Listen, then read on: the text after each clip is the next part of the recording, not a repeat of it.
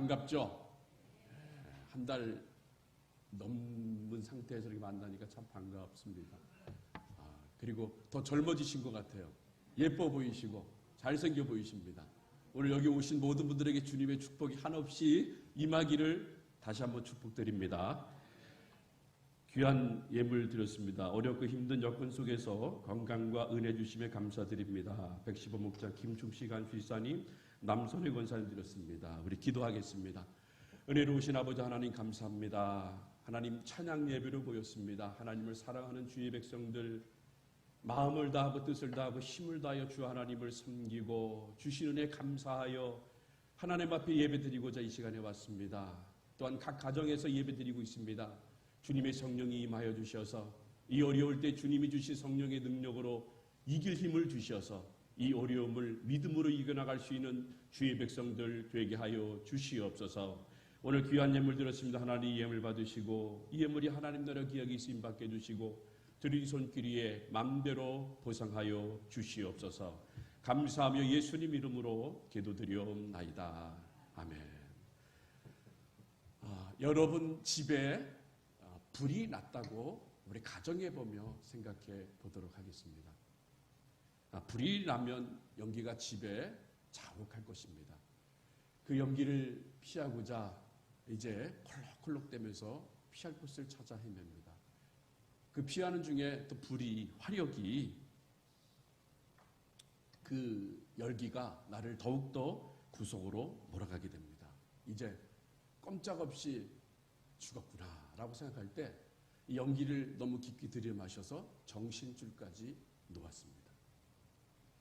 그때 어떤 사람이요 목숨을 걸고 그 불길을 뚫고 들어와 정신을 잃고 쓰러진 나를 덮쳐업고 구해주었다면 여러분들은 그 은혜를 어떻게 갖겠습니까?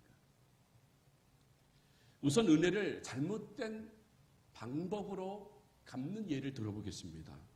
그 두 가지가 있는데 하나는 그 은혜를 돈으로 환산해 보려는 사람이 있습니다. 그것은 은혜를 더 욕되게 하는 거죠. 그 사람은 목숨 걸고 나를 구해줬는데 내가 얼마면 되겠습니까? 라고 얘기하면 그 사람 상대방에 대해서 괜히 구해줬네 라고 생각할 수도 있어요. 굉장히 모욕적인 언사입니다. 또 잘못된 방법 두 번째는요. 목숨을 구해준 행위를 당연하게 여기는 거예요. 마치 옛날 우리 속담에 그러죠. 물에 빠진 사람 건져줬더니 뭘 내놓으라고요? 보따리 내놓으라는 식으로 감사한 표현은 없고 그냥 당연히 여기는 모습이 잘못된 은혜를 갚는 방법인 것입니다. 그렇다면 은혜를 갚는 바른 방법이 무엇일까요? 사람의 도움으로 그 도와준 사람으로 인하여 우리는 두 번째 인생을 산 거예요. 두 번째 인생을 살았기 때문에 그 은혜를 마음속 깊이 간직하며 살아가는 것입니다. 왜 그럴까요? 그 사람이 나를 구한 이유는 내 생명이 너무나 귀하기 때문에 그 사람의 목숨을 걸고 우리를 구해준 것입니다. 또 은혜를 갚는 또 하나의 방법은요. 훌륭한 사람이 되는 거예요. 영향력 있는 사람이 되는 것입니다. 훌륭하고 영향력 있는 사람이 되어서 많은 사람을 도우면서 사는 방법, 이것이 올바르게 갚는 방법인 것입니다. 그럼 한번 우리를 한번 생각해 보도록 하겠습니다. 우리는 하나님의 은혜로 죽은 우리를 하나님이 살려주셨습니다. 그래서 이것을 어떻게 우리가 하나님 앞에 갚아야 할 것인가 라고 생각하면서 어떤 사람은 막 종교적 열심을 내는 거예요. 막 내 믿음은 없지만 그 갚은 것이 너무 고마워서 막 열심만 하는 거예요. 믿음은 들어가지 않아요. 그냥 열심만 해요. 종교적 열심. 이 종교적 열심만을 해서 하나님의 은혜를 보답하려고 합니다. 하나님이 우리를 또 구원하심을 당연하게 여기는 사람이 또 있어요. 그게 감사가 안 나와요. 하나님 감사합니다. 나를 이렇게 살려주시고 오늘 이 자리에 앉게 해주시고 이렇게 하나님 앞에 예배드릴 수 있는 은혜를 주신 것 너무나 감사합니다 라고 고백을 해야 되는데 고백을 하지 않아요. 그냥 당연시 아무 감정 없이 그것을 표현하는 사람들이 있다는 것입니다. 그런데 우리가 하나님의 은혜를 갚는 올바른 방법은요, 하나님의 은혜를 항상 기억해야 한다는 것입니다. 죽을 수밖에 없는 나를 하나님이 살려주신 것 너무나 감사해서 기쁨이 넘치는 신앙생활, 감사가 넘치는 신앙생활, 그리고 열매 맺는 삶을 살아가야 한다는 것입니다. 그래서 오늘 에베소서 2장 10절 말씀을 통하여 은혜를 아는 삶이라는 제목으로 하나님의 은혜를 나누고자 합니다. 우리 본문 8절 말씀 제가 봉독해 드리겠는데요, 잘 한번 귀 기울여 들어보시길 바랍니다. 너희가 그 은혜에 인하여 믿음으로 말미암아 구원을 얻었나니 이것은 너희에게서 난 것이 아니요 하나님의 선물이라 라고 말씀했어요. 자, 그런데 여기에서 보면요, 다시 거기 띄워봐 주세요. 띄워봐 주시면 여기에 네 가지 단어를 우리가 한번 생각해 봐야 합니다. 여기에 은혜가 들어갔어요. 은혜, 그리고 믿음, 그리고 구원, 그리고 선물이라는 단어가 나와요. 아주 우리가 듣기 좋은 말씀이 여기 이 2절에 8절에 다 나오고 있습니다. 은혜, 믿음, 구원, 선물. 우리가 하나님의 자녀가 될 수 있는 중요한 조건들이 이 한 구절에 다 있어요. 내 자신이 한 것이 아무것도 없습니다. 내가 오늘 이 자리에 앉아 있는 것도 내가 한 것이 아무것도 없어요. 예수님이 십자가에 죽으신 그 사실을 믿음을 통해서 내가 의인이 되고 하나님의 자녀가 되고 그리고 영생을 누리는 하나님의 나라의 백성이 되었습니다. 그러므로 우리는 그 주신 은혜가 너무 커서 그 주신 은혜에 만족하며 우리는 살아야 하는데, 그런데 우리 인간들, 우리 믿는 이 마음이 그렇지 못하다는 거예요. 하나님 한 분만 계시면 행복한데, 그런데 이 마음이 그렇지가 않아요. 한 번은 어디 이제 단합대를 갔다가 오면서 차 안에서 여러분 예수 때문에 행복하세요. 예수만 있으면 행복합니다. 그랬더니 어떤 분이 그러는 거예요. 아니에요. 돈만 있으면 저는 행복하다는 거예요. 돈만 있으면. 돈만 있으면. 그래서 우리 마음속에 그 구원의 은혜를 생각하고 그 구원의 은혜에 감사해야 되는데, 그런데 우리 그렇게 완전하지 못하기 때문에 늘 딴 생각을 하게 돼요. 그래서 어떤 사람은 뭐라고 얘기하냐면요, 이왕이면 돈도 많이 벌게 해주시고 기왕이면 건강도 주셔서 잘 먹고 잘 살게 해주십시오 라고 하면서 하나님께 요구합니다. 안 되면 되게 하라는 식으로 계속 요구합니다. 여러분, 이런 요구를 또 하지 말라는 건 아니에요. 하나님께서는 필요한 것들을 때에 따라 공급해 주세요. 그런데 그게 우선순위 되면 안 된다는 것입니다. 시편 23편 1절에 다윗이 고백을 하잖아요. 여호와는 나의 목자시니 내가 부족함이 없으리로다. 여호와 하나님 한 분만 있으면 나는 행복한 것이고, 여호와 하나님만 있으면 주위의 부차적인 것들, 그것은 아무것도 아니요, 오직 예수님 그 한 분만 있으면 나는 행복합니다 라고 고백되어져야 되는데, 그런데 그런 고백이 쉽지가 않은 거예요. 여러분에게 질문하겠습니다. 여러분 예수님 때문에 행복하십니까? 역시 여기 계신 분들이야 그 예수님 때문에 행복해야 돼요. 그런데 어느 순간 그렇지 못해요. 카드를 썼어요. 막 생각 없이 썼어. 그러다가 카드 결제일이 딱 오니까 그때서부터 후회가 되는 거예요. 돈만 있으면 다 해결될 것 같은데. 그때는 돈, 아침에도 돈, 점심에도 돈, 저녁에도 돈만 생각나요. 여기 계신 분들은 안 그러시지만 저기 있는 절에 사는 사람들은 그렇다는 거예요. 여러분들은 안 그래요. 그런 고백이 있어요. 여호와 하나님 한 분만 살아야 돼요. 그게 바로 은혜 안에 사는 사람이에요. 그래서 저도요, 이 성경의 단어 중에 은혜를 참 좋아합니다. 이 은혜만 생각해요. 은혜 아니면 나는 어떻게 됐을까? 은혜 아니면 나는 목사가 됐을까? 은혜 때문에 내가 지금 이 자리에 서 있는 것을 잊지 말고 살아야 되겠다. 그래서 은혜에 살고 은혜에 죽겠다, 이런 고백이 나오는 거예요. 사도 바울도 나이 다 된 것은 다 하나님의 은혜라고 고백하며 일평생 은혜를 잊지 않고 은혜로만 살다가 인생을 마친 믿음의 거인이었습니다. 그래서 오늘 말씀도 은혜가 핵심이다. 그래서 오늘 이 말씀을 자세히 보면요, 은혜를 중심으로 한 사람의 과거와 현재와 미래가 나와 있다는 것입니다. 그래서 오늘 이 세 가지를 가지고 한번 말씀을 나눠보겠는데, 먼저 이 과거의 삶이 어떤가 한번 생각해 보도록 하겠습니다. 요즘 라떼는 마리아라는 신조가 있어요. 라떼, 뭐 카페 라떼, 뭐 라떼가 있잖아요. 라떼는 뭐예요? 뜨거운 우유와 에스프레소 커피를 섞어가지고 만든 것을 라떼라고 그래요. 그래서 이 라떼는 마리아가 이제 유행인데, 이 라떼는 마리아가 좋은 마리아 아니에요. 이 라떼는 마리아는 기성세대가 신세대에게 라떼는 마리아, 내 왕년의 마리아. 그래서 그걸 라떼는 마리아라고 얘기합니다. 그래서 과거 기성세대의 언행을 비판하거나 풍자할 때 사용하는 단어가 라떼는 마리아라고 그래요. 그러니까 이 라떼는 마리아는 과거가 있다는 거예요. 과거가. 과거 없는 사람이 없어요. 오늘 여기 앉아 계신 분들도 과거가 다 있어요. 그런데 그 과거가 지금 생각해보면 막 기억하기 좋은 추억들이 있는 그런 과거가 있어요. 그때로 돌아가면 얼마나 좋을까. 그때가 참 좋았다고 생각하겠지만, 또 반대로 나는 그때만 생각하면 막 진절머리가 쳐, 막 징글징글해 하면서 기억하기 싫은 과거도 있어요.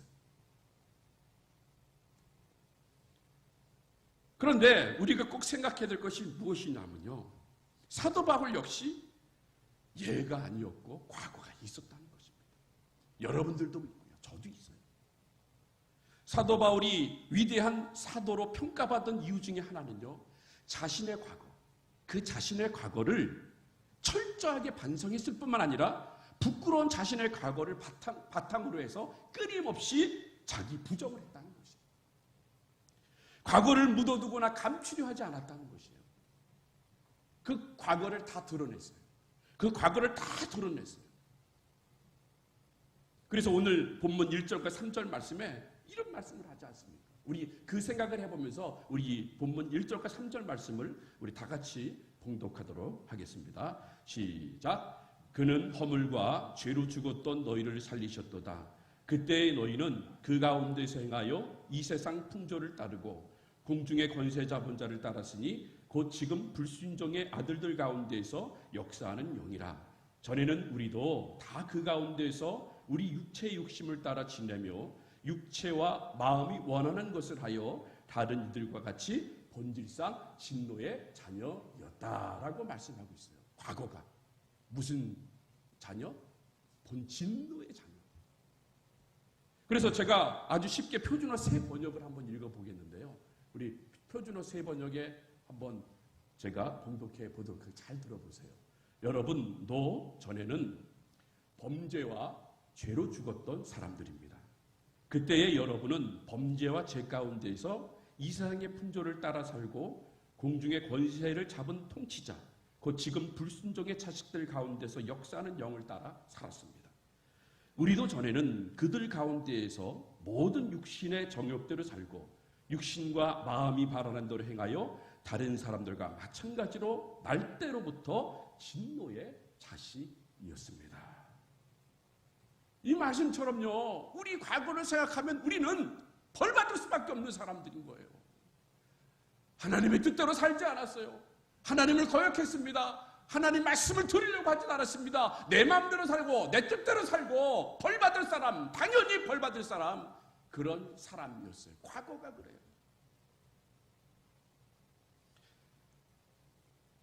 바울은 자신의 과거를 디모데전서 1장 13절과 15절에서 이렇게 고백합니다. 우리 한번 봉독해 보도록 하겠습니다. 디모데전서 1장 13절 15절입니다. 시작. 내가 전에는 회방자요 핍박자요 포행자였으나 도리어 국류를 입은 것은 내가 믿지 아니할 때에 알지 못하고 행하였음이니라. 우리 주의 은혜가 그리스도 예수 안에 있는 믿음과 사랑과 함께 넘치도록 풍성하였도다. 빛보다 모든 사람이 받을 만한 이 말이요 그리스도 예수께서 죄인을 구원하시려고 세상에 임하셨다 하였도다. 죄인 중에 내가 괴수니라. 내가 전에는 회방자요 핍박자요 포행자였다는 거예요. 죄인 중에 괴수였다는 거예요. 자기 자신의 과거를 다 드러내요. 여러분들 자기 자신을 과거를 드러냅니까? 옛날에 취약했던 모습, 더러웠던 모습, 이런 모습을 다 드러내요. 안 되잖아요. 어떻게든 숨기려고 하잖아요. 어떻게든 감추려고 하잖아요. 왜 그것을 드러내면은 나의 단점이 나올 것 같고 나의 잘못된 모습들이 나올 것 같으니까 계속 과거를 다 묻어버리려고 하는 거예요. 그런데 사도 바울은 뭐라 그럽니까? 자신의 과거를 다 얘기합니다. 자신의 과거를 다 이야기하며 고백합니다. 내가 과거에는 완전한 죄인이었다는 사실, 그것이 나를 숨길 수 없는 과거임을 기억하고 늘 고백하는 것, 이것이요 참 믿음, 진실된 믿음의 출발점이라는 거예요. 과거의 기억과 고백이 없으면요 믿음을 앞세워 앞으로 나가기 어렵다는 거예요. 과거를 생각해요. 우리 교회 장로님들 다 훌륭하시잖아요. 그 중에 김중도 장로님이 계세요. 지금은 제주도로 이사 가셨잖아요. 근데 김준호 장로님과 대화를 해보면요, 이분은 자신의 과거의 삶을 계속적으로 오픈해요. 나는 옛날에 어떻게 살았다? 나는 어떻게 살았다? 계속 오픈합니다. 과거의 자신의 잘못된 행동들, 말과 습관들, 세상에서 방황한 모습 등을 지금 현재의 삶을 비교해보면서 과거에는 그렇게 살았지만 그러나 지금 삶은 하나님이 얼마나 자기 자신을 사랑하고 계시다는 사실을 늘 알게 된다고, 늘 깨닫게 된다고 고백해요. 과거로 돌아간다고 그러면 난 돌아갈 수가 없고 앞으로 하나님께서 나를 얼마나 사랑하시니까 그 사랑을 기대하면서 믿음 생활하겠다고, 그렇게 늘 과거를 얘기하면서 현재와 미래를 살겠다고 고백하시고, 사랑하는 성도 여러분, 우리의 과거가 더럽고 추악한 죄인이었던 사실을 시시때를 고백할 때 지금의 은혜, 지금 내가 받고 있는 이 하나님의 은혜가 더 크게 느껴진다는 거예요. 그런데 과거는 생각하지 않고 지금만 생각하다 보니까 그런 감정이 수그러들어요. 감정이 없어져요. 그 은혜를 받은 거에 대한 그 고백이 사라져버려요. 그러므로 우리는 더 큰 은혜로 살아가기 위해서는 여러분의 과거를 결코 잊어서는 안 된다는 것입니다. 나만의 어둡고 불행한 과거를 생생하게 기억하며 다시는 그 시절 그 순간으로 돌아가지 않고 오직 주님만을 사모하며 살아가시는 저와 여러분이 되시기를 주님의 이름으로 축복합니다. 두 번째로요, 현재의 삶을 어떻게 살아야 되는지, 은혜 받은 내가 현재의 삶을 내가 어떻게 살아야 되는지. 바울은 4절에서 이렇게 고백합니다. 긍휼에 풍성하신 하나님이 우리를 사랑하신 그 큰 사랑을 인하여 라고 말함으로써 뭔가 큰 변화를 일으켰다고 얘기를 하는 거예요. 그 변화도요 뭐 조그만 변화가 아니에요. 완전 메가톤급 같은 큰 변화가 있다고 지금 고백하고 있어요. 뭐가 지금 변화가 있다. 거기서 긍휼이 풍성하신 하나님은 공의로우신 분이어서 우리의 죄만 돌아보시면요 당장이라도 벌을 줄 수밖에 없어요. 그런데 하나님께서는요 긍휼이 풍성하시기 때문에 우리의 하나님은요 우리에게 긍휼을 베푸시겠다고 지금 말씀하고 계세요. 그것도 조금도 아니에요. 조금도 아니고 어떻게 주신다고요? 풍성하게 주신다고 얘기를 해요. 그런데 이 긍휼이라는 말이요 히브리어로는 뭐라고 얘기하면 헤세드라고 얘기합니다. 근데 이 헤세드라는 것은요 우리가 어떻게 풀어야 되냐면요 과분한 친절로 풀이할 수가 있어요. 과분한 친절. 그러니까 하나님께서 우리들에게 막 그 친절을 베푸시고 사랑을 베푸시는데 막 조금만 주는 게 아니라 막 과하게 생각할 수 없을 만큼, 측량할 수 없을 만큼 그런 과한 사랑을, 과한 친절을 우리들에게 베풀어 주신다고 말씀하고 있다는 거예요. 그래서 하나님께서는요 넘치고도 남을 수 없는 풍성함의 긍휼을 우리들에게 지금 주시고 있다는 거예요. 그렇다면 하나님의 긍휼하심과 그 큰 사랑은 어떻게 드러나는 것일까? 그럼 하나님의 긍휼하심과 풍성하신 긍휼하심과 그 큰 사랑은 어디에서 드러나신가? 바울은 5절에 이렇게 얘기합니다. 허물로 죽은 우리를 살리셨다라고 얘기합니다. 우리 한번 봉독해 보겠습니다. 시작. 허물로 죽은 우리를 그리스도 예수와 함께 살리셨고 너희가 은혜로 구원을 얻을 것이라. 하나님의 긍휼이 풍성하신 것, 그 큰 사랑이 뭐라고요? 허물로 죽은 우리를 살리셨다. 1절에 똑같은 말씀을 반복하시는 거예요. 그런데 1절의 말씀을 다시 한번 반복시, 이 말은 죽음이 아닌 산자가 되었다고 선언하는 거예요. 우리는 영적으로 죽은 자가 아니라 영적으로 살아났다고 하나님께서 지금 선포하고 계시다는 거예요. 어찌 죽은 자가 살 수 있을까요?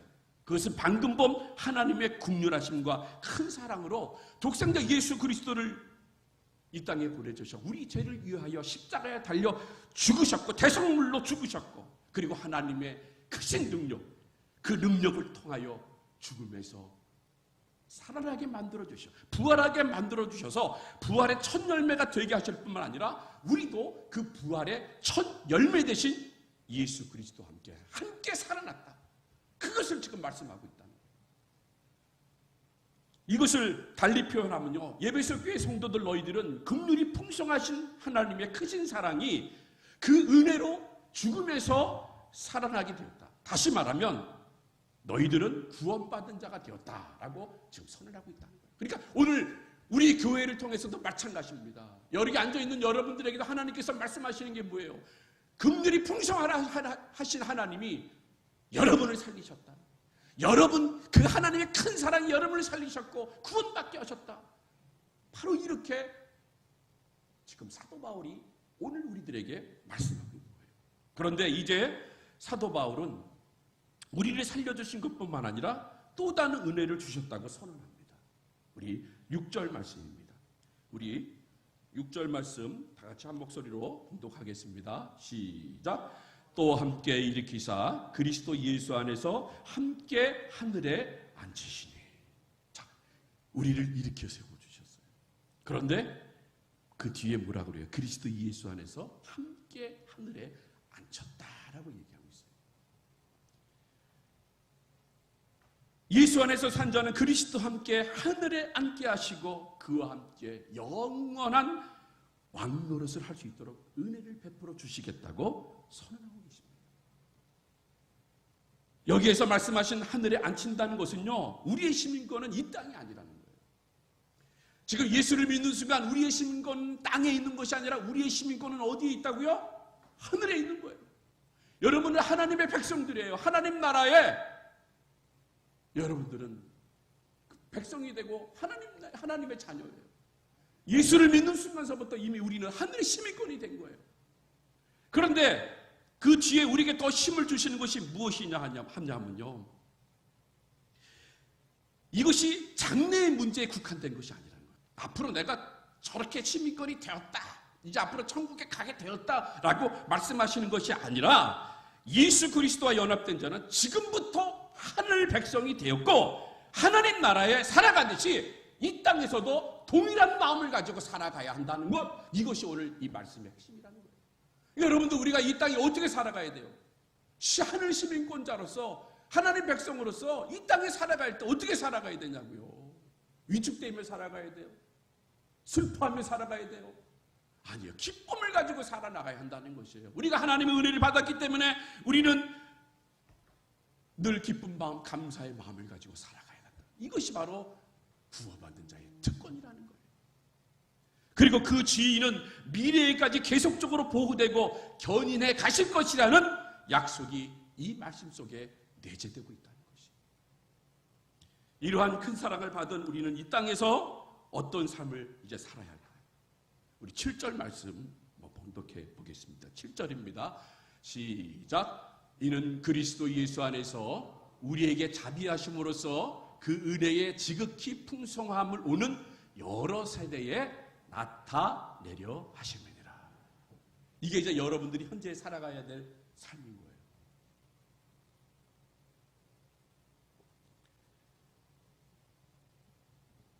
그런데 그리스도 예수 안에서 받은 은혜를 드러내며 살아야 되는데, 주님만 나타내며 살아야 되는데, 그런데 우리 마음속에 또 이런 마음들이 들어와요. 내가 어떻게 했는데, 내가 얼마나 헌신했는데, 내가 교회를 위해 어떻게 했는데 하며 자신만을 나타내려고 합니다. 왜 그럴까요? 죄의 세력은요, 복음을 전하며 생명 공동체인 교회를 세워가려는 우리 마음속에 탐심을 집어넣는다는 거예요. 욕심을 집어넣는다는 거예요. 그래서 그리스도와 함께 나도 나타내려 합니다. 끊임없이 인정받으려고 하며 나의 의를 주장하며 나를 중심으로 하나가 되게 하려는 욕심에 사로잡히게 된다는 것이에요.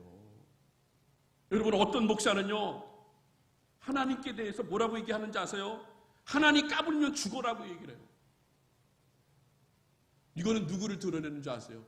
자기 자신을 드러내는 거예요. 이 굉장히 이거는 하나님의 이름을 망령되이 걷는 거예요. 자기 자신을 드러내요.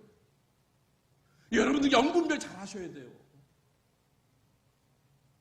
하나님한테 어떻게 감히 까불어라고 얘기합니까? 그리고 또 죽는다고 얘기를 해요. 이거 회개한 말을 하는 거예요. 이 말은 결국 자신을 드러내는 나타나는 말이에요. 우리는 오직 예수 그리스도만 존귀하게 높이고 예수 그리스도만 사랑해야 합니다. 오직 그리스도만 높이고 오직 그리스도를 중심으로 하나가 되어야 합니다. 우리는 내 이름은 잊혀지고 사라지는 것을 기뻐해야 합니다. 이렇게 할 수 있는 유일한 방법은요, 예수 그리스도 안에 거하는 것입니다. 그러므로 의뢰받은 그리스도인들은 나의 삶의 중심에 현재 진행형으로 언제든지 어느 때나 변함없이 예수 그리스도가 항상 계셔야 한다는 것이에요. 내 삶의 중심에 누가 있습니까?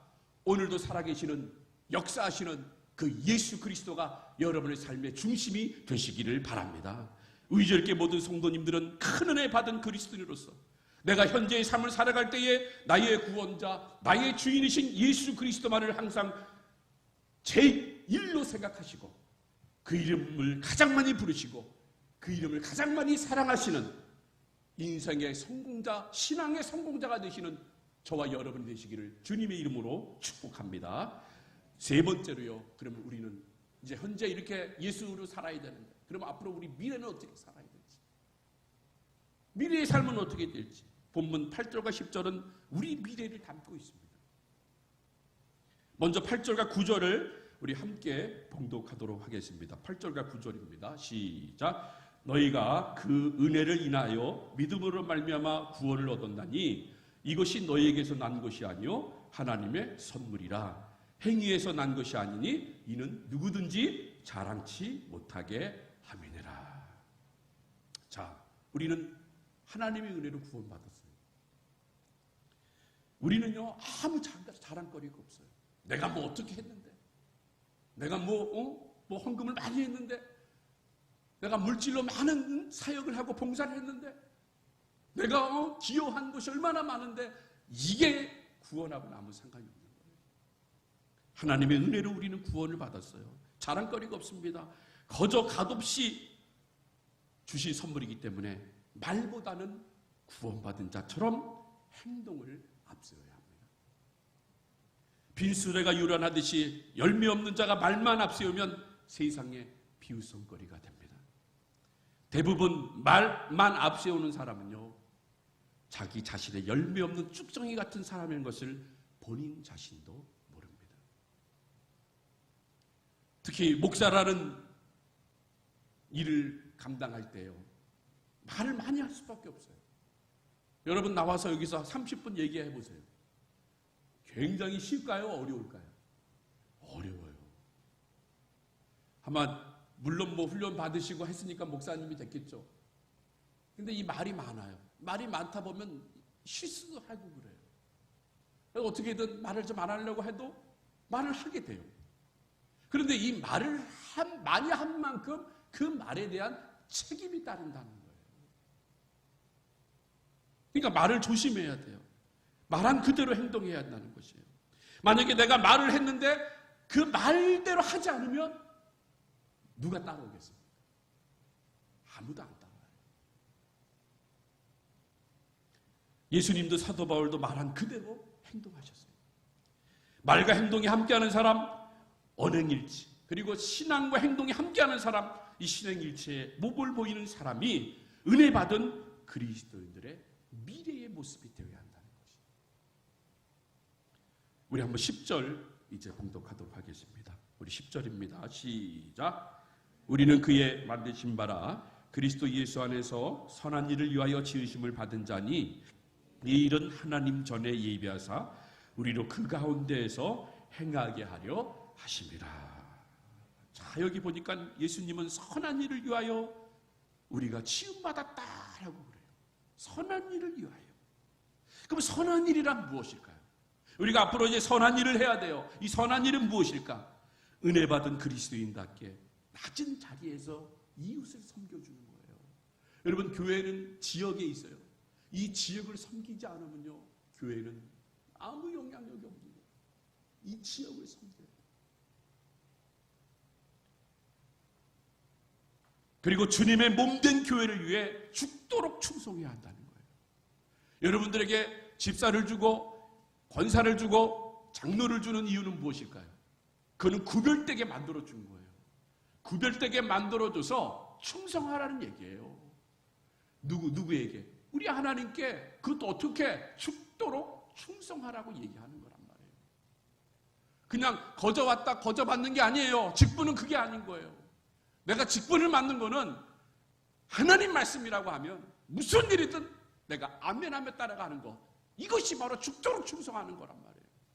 그런데 하나님 말씀하셨는데 아우 저는 못하겠습니다 라고 하면요, 이거는 죽도록 충성하는 게 아니에요. 내 뜻대로 하는 거란 말이에요. 그리고 오늘 우리 목사님이 말씀하신 것처럼 전도하는 일을 열심히 하시고, 때를 얻든지 못 얻든지 복음을 전하는 일에 최선을 다하는 행동이라는 거예요. 이런 행동을 우리가 해야 돼요. 이게 바로 선한 일이라는 거예요. 나쁜 일이 아니에요. 선한 일입니다. 이런 일을 할 때 하나님께서 기뻐 받으시는 거예요. 이런 일을 하실 때 하나님께서는 하늘에 춤을 추시는 것입니다. 이런 일을 할 때 우리가 하나님 앞에 엎드려 기도할 때마다 하나님께서 하늘문을 열어주셔서 우리들이 생각할 수 없는 그런 놀라운 은혜를 부어주신다는 사실을 믿으시기를 바랍니다. 그런데 이 모든 것들이요, 내 뜻으로 하지 마시고 하나님의 은혜로 하셔야 돼요. 그래서 하나님의 은혜로 나의 미래가 주어졌다는 것, 그래서 내 미래를 향하여 걸어가야 되겠다는 그 마음을 가지고 우리는 해야 한다는 것입니다. 이제 오늘 말씀을 정리해 보면요, 우리의 그리고 나의 과거, 현재, 미래에 대해 말씀을 해주십니다. 한 단어씩 정리해 보면요, 나의 과거는 죄였어요. 죄인이었습니다. 그런데 나의 현재는 어떻습니까? 예수 그리스도 안에 있다는 거예요. 그리고 나의 미래는 어떤 일을 해야 됩니까? 전도하는 일, 선한 일, 하나님이 기뻐하시는 일, 이걸로 통한 열매가 맺어져야 한다는 것이에요. 그러므로 사랑하는 우이제일교회 성도 여러분, 나의 과거, 나의 현재, 지금 생각하면 이것이 얼마나 큰 은혜입니까? 나로 나되게 만들고 나로 하나님의 일을 감당할 수 있게 만든 것, 이게 얼마나 큰 은혜입니까? 그런데 여기에서 우리가 국한되는 것이 아니라 이제 하나님께서는 우리들에게 선한 일을 맡기셨어요. 선한 일. 그 선한 일을 하셔서 이 마지막 때에 그 가슴 아픈, 그 답답한 우리 하나님의 마음을 시원케 해드리는 저와 여러분이 되시기를 주님의 이름으로 축복합니다.